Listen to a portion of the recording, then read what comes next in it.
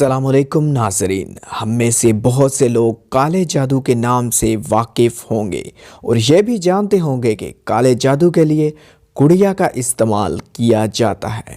اسی نظریے کو لیتے ہوئے جیمز وان نے ایک فلم اینابیل بنائی جو کہ بہت زیادہ مقبول ہوئی۔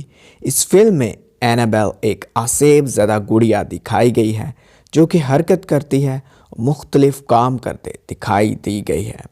اس زمانے کے مشہور غیر مرئی طاقتوں کے تفتیش کار ایڈ اینڈ لارین ویرنز اس گڑیا سے نجات دلواتے ہیں۔ جیمز وان کی یہ فلم حقیقت پر مبنی ہے۔ اس فلم کے کرداروں ایڈ اینڈ لارین ویرنز نے حقیقی زندگی میں ایک عصیب زدہ گڑیا کا معمہ حل کیا تھا، لیکن یہ فلم میں اصل میں ہونے والے واقعات کو بالکل ہی بدل دیا گیا ہے۔ آج اس ویڈیو میں ہم اسی گڑیا کی اصل کہانی سے پردہ اٹھائیں گے۔ ویڈیو شروع کرنے سے پہلے براہ کرم سبسکرائب کیجئے اور گھنٹی کے بٹن کو دبا دیجئے تاکہ ہماری ہر آنے والی ویڈیو آپ تک پہنچ سکے۔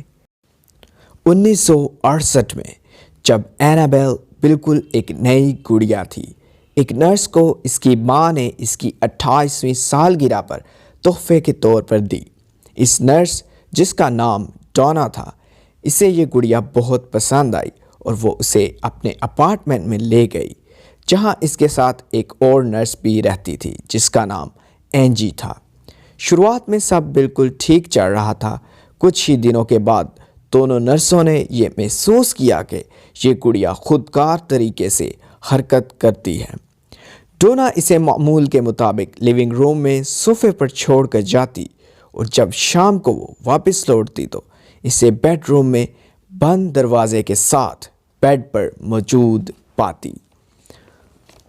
انہوں کو اکثر کاغذ کے ٹکڑے بھی ملتے جن پر ہیلپ می لکھا ہوتا تھا۔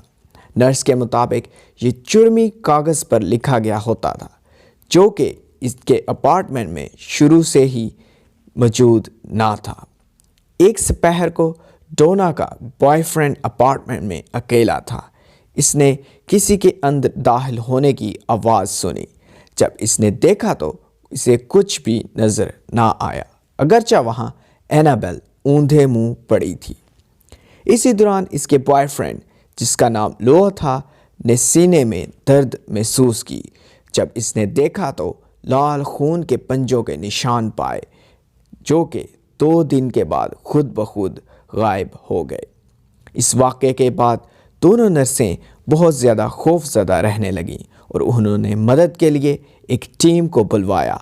اس ٹیم نے ریسرچ کے بعد بتایا کہ یہ گڑیا میں ایک مرے ہوئے بچے کی روح ہے جس کا نام اینابیل ہے اور وہ ٹھیک اسی جگہ مرا تھا جہاں ان کا اب اپارٹمنٹ موجود ہے۔ حالات دن بہ دن بد سے بدتر ہوتے گئے اور اینابیل بھی پہلے سے زیادہ حرکت کرتی محسوس کی جانے لگی۔ ان نرسوں نے اس زمانے کے بہت مشہور غیر مرئی طاقتوں کے تفتیش کاروں ایڈ اینڈ لارین ویرنز سے مدد طلب کی۔ ان کے مطابق اس گڑیا میں ایک شیطانی طاقت کا بسیرا تھا۔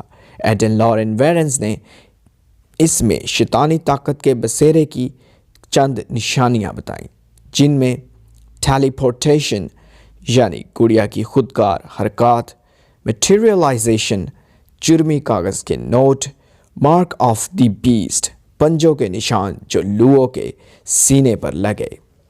انہوں نے اس شیطانی طاقت سے چھٹکارا پانے کے لیے ایک پادری فادر کروک کی مدد حاصل کی جس نے ایکسورسزم کیا۔ ان کا خیال تھا کہ اس سے شیطانی طاقت سے نجات مل جائے گی، لیکن وہ غلط تھے۔ جب ایڈ اینڈ لارین ویرنز نے اس گڑیا کو اپنے ساتھ کار میں لے جا رہے تھے تو ان کے مطابق ان کو خود پر ایک بہت طاقت حاوی ہوتی محسوس ہوئی اور وہ صاف روڈ بھی ان کے لیے مشکل ثابت ہوئے۔ ان کی گاڑی کے بریک بھی فیل ہو گئے۔ گھر پہنچتے ہی ایڈ اینڈ لارین ویرنز نے اس گڑیا کو اس خاص کمرے میں رکھ دیا جہاں وہ تمام عصیب زدہ چیزوں کو رکھتے تھے، لیکن اس گھر میں بھی اس نے چین کا سانس نہ لینے دیا۔ ان کے مطابق اب وہ گڑیا ان کے گھر میں مختلف جگہوں پر چلتی دکھائی دیتی یا گری پڑی نظر آتی۔ ایڈن لارن وینز نے اس گڑیا کو ایک خاص لکڑی اور شیشے کے بنے ڈبے میں رکھ دیا اور اسے سیل بند کر دیا اور اس پر نوٹ لگا دیا کہ اسے کبھی نہ کھولا جائے۔ اس دن سے آج تک یہ گڑیا اسی ڈبے میں بند پڑی ہے۔ اگر آپ کو ویڈیو پسند آئی تو لائک کیجئے، کومنٹ کیجئے اور اپنی فرینڈز اور فیملی کے ساتھ شیئر کیجئے۔ آپ مجھے فیس بک، یوٹیوب، انسٹاگرام اور ٹویٹر پر فالو کر سکتے ہیں۔ میں ہوں فہد بشیر اور میری آنے والی نئی ویڈیو تک اپنا اور اپنے پیاروں کا بہت بہت خیال رکھیے۔ اللہ نے کے